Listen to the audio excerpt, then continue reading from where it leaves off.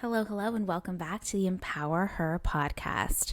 It's the new year, so let's talk about the fear of starting something new, okay? Because I know you're scared sometimes. I've been scared in the past, but we don't need to be scared, okay? So, how do you know if you fear starting something new? There are several signs, okay? So let's talk through them. One of the biggest ones is procrastinating, okay? Procrastinating just is the fear in general, right? Whether it's new, starting something new, or just starting it all, right? And it causes us to push something out and not want to do it, right? Failure can cause us to pause before we move forward. We're scared of failure. We're so afraid in our society of failure. Why is that? Because we've been taught that failure is bad. But is failure actually bad, right? Or is it just the perception of failure is bad, right? On the other hand, success can also be the culprit of starting, right? Some people fear success, especially if you have a dysregulated nervous system and you don't feel comfortable holding money, holding a high position, holding the house you want, holding the car that you're manifesting. You will not start because you will be afraid of success. Your nervous system isn't ready to accept the success that you want, right? Another thing is perfectionism. Perfectionism can cause a fear of starting because you are so ingrained that in your head, it's so ingrained in your head that it needs to be perfect. It needs to be a certain way, right? But perfectionism doesn't exist. Perfectionism is made up. Perfectionism is completely arbitrary, and perfectionism is determined by the person who is putting those parameters and the cage around them. Okay.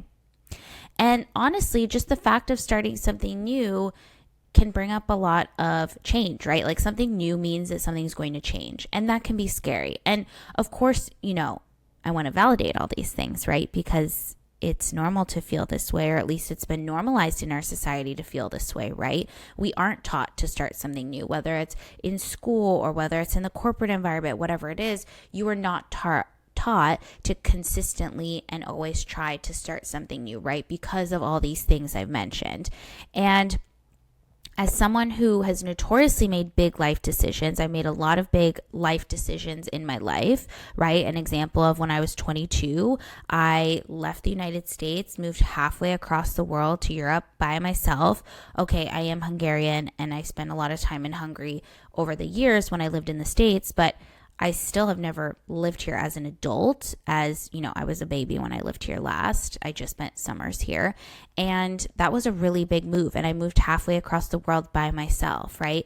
I had a very serious relationship where we lived together for 4 years. And I ended up breaking up with this person who we both thought maybe we would be each other's forever. And I moved into a new apartment that I bought, which was also scary. And at 25, I completely uprooted the life I had thought I was going to live, that he thought we were going to live together.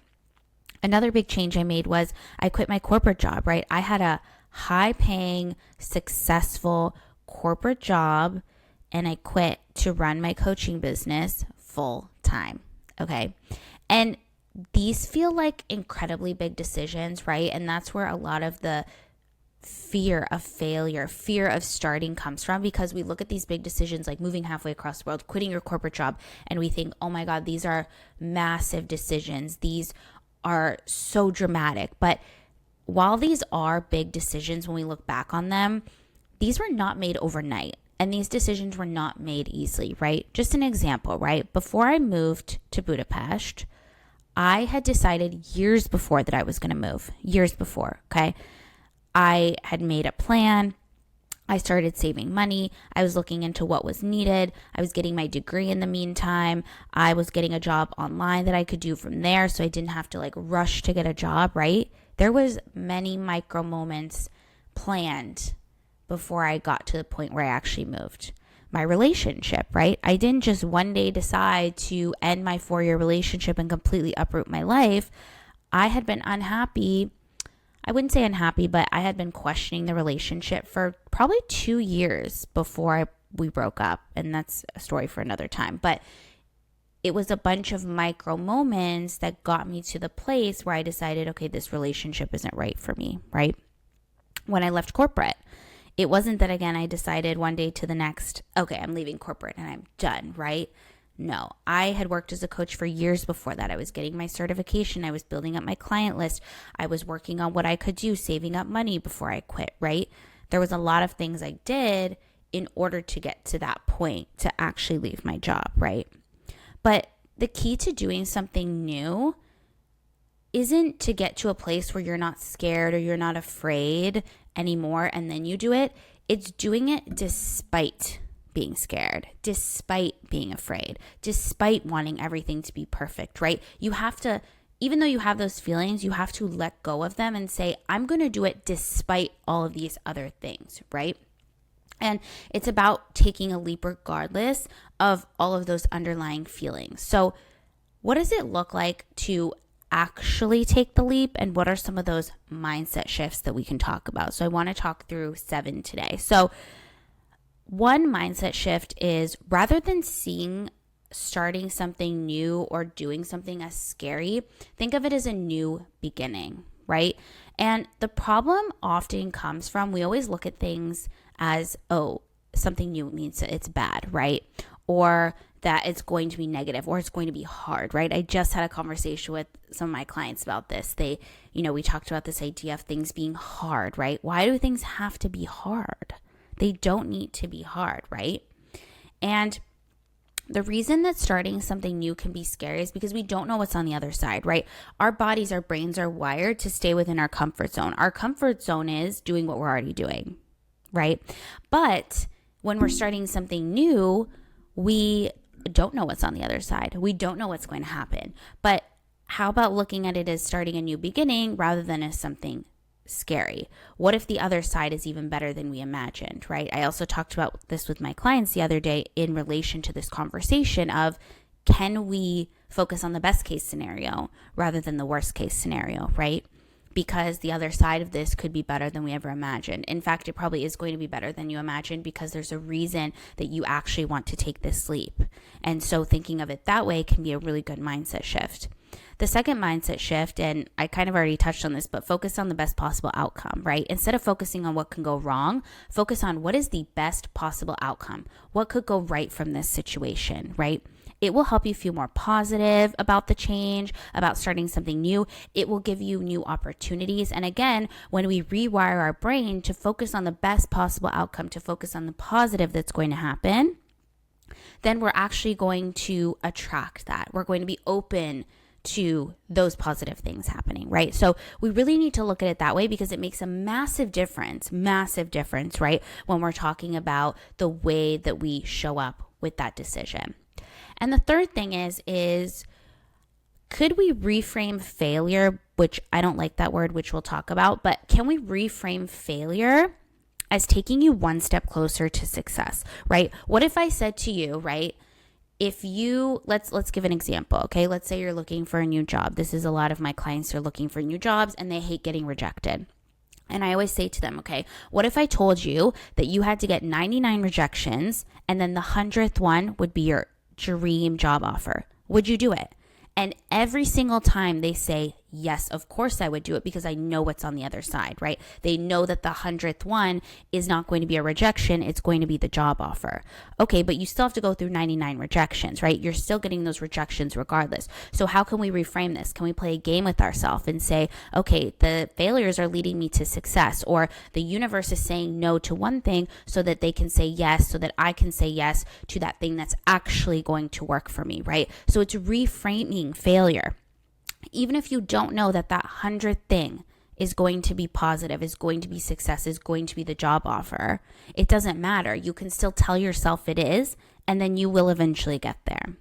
And then the fourth thing is, ironically, I'd love to remove failure from the vocabulary. We talk a lot about reframing, rejection as redirection, failure as something that's guiding you towards, your best outcome. We're talking about success. We're talking about learning, right? Failure is not something bad. And a good example of this is when I first started on social media, and I still do this, right? I didn't know what people were going to like, what posts they were going to like. So I just posted a bunch of things, different categories, different topics, trend videos, educational videos, etc. I didn't know which ones were going to resonate and which ones weren't, but those videos that didn't resonate with people, I don't call those a failure. It just means that maybe the captions weren't great, or maybe the way I spoke about the topic didn't resonate with other people, right? It actually gave me more information to be able to make changes so that I could create videos that were actually going to resonate with people. And what was great about it is, I have videos on TikTok with over 1 million views. And let me tell you, those were not the videos that I thought would get over 1 million views. If you asked me, which videos do you think will get 1 million views? Those were not the ones. And it's such good information for me to know, because it tells me, okay, what resonates with people and what works. So reframing the word failure, removing it from your vocabulary altogether, and reframing it as something positive, as something we can learn from rather than failure. And then the fifth mindset shift is having a beginner mindset over perfection, right? I see so many people who focus on perfection. I am someone that also has always focused on perfection. And it has gotten me into trouble a lot, because perfection is not going to help me in the long run. There's someone that said that, and I can't remember who it was, but I'm sure a lot of people have said this, is that it's better to try things before they're perfect, and then you can learn from them, right? It's a bigger lesson to actually learn from doing, rather than to think something over and over and over again without getting that feedback, right? So just shifting from this beginner mindset of like, can I look at this as a new start, right? Can I look at this as something that is interesting, something I can learn from, and it's really going to help you start something, rather than fall into this trap of things, feeling like they have to be perfect all the time, which I really don't think they do. Number 6 is shift from feeling like you have to do everything, right, to taking one small step. This is what I talked about before. All of my big life changes seem like massive life changes, but I had very small steps along the way that I was doing that were super helpful to getting me to where I wanted to be, okay? So let's think about it that way. What is one small thing you can do, right? A lot of the overwhelm we get from these big decisions that we need to make come from the fact that it feels like there's so much to do. But in reality, if you just do one small step, or you break it down into small steps, you're actually going to be able to do it, right? So an example is like, just research jobs for 10 minutes if you're trying to find a new job. If you're posting on social media, just post one video. If you're trying to make big lifestyle changes, implement just one habit, right? You don't need to do the most all the time. It is absolutely not necessary, okay? And number 7, shift from what people are going to think about you, like shift from that feeling of like, oh, what are people going to think about me, to what do I think about me? What do I think about what I'm doing, right? We are worried so much about what other people think, of what other people are going to say. Listen, I am an ex-people pleaser. I know exactly what this is about. I used to do this all the time. I would care so much about what other people thought. When I first was posting on social media, oh my God, I literally was in panic, because I was like, what are my colleagues, my friends, my family going to think about me, right? Like, what are they going to say? Oh my God, it would consume my thoughts. It would absolutely consume my thoughts. And guess what? Who cares? I'm sure there was people talking shit about me.